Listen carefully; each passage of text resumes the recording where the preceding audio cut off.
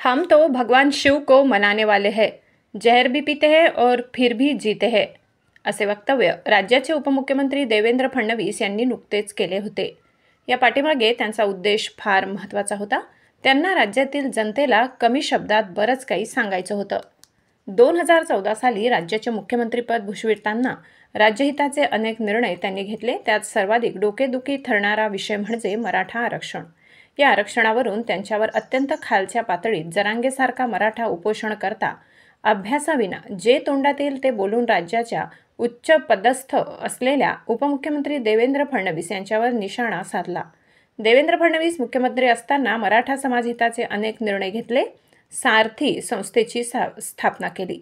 सारथीच्या माध्यमातून मराठा तरुणांना स्पर्धा परीक्षा, व्यावसायिक कर्ज अशा अनेक योजना अंतर्गत मराठा समाजाचा सर्वांगीण विकास साधला। मराठा समाजाला आरक्षण देऊन ते टिकवणं असेल, अण्णासाहेब पाटील महामंडळद्वारे कर्ज योजना असेल, असे अनेक फायदे पोहोचवले।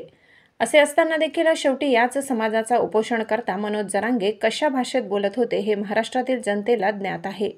ते वेगळं सांगायची गरज नाही।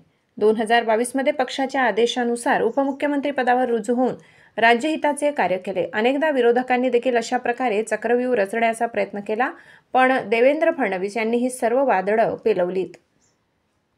राज्याचे मुख्यमंत्री उपमुख्यमंत्री पदाची शपथ घेताना देखील स्वच्छ निर्मळपणे त्यांनी माझी कामे निष्ठापूर्वक व शुद्ध बुद्धीने पार पाडेल असे आश्वासन राज्यातील जनतेला दिले व त्याला ते जागले देखील।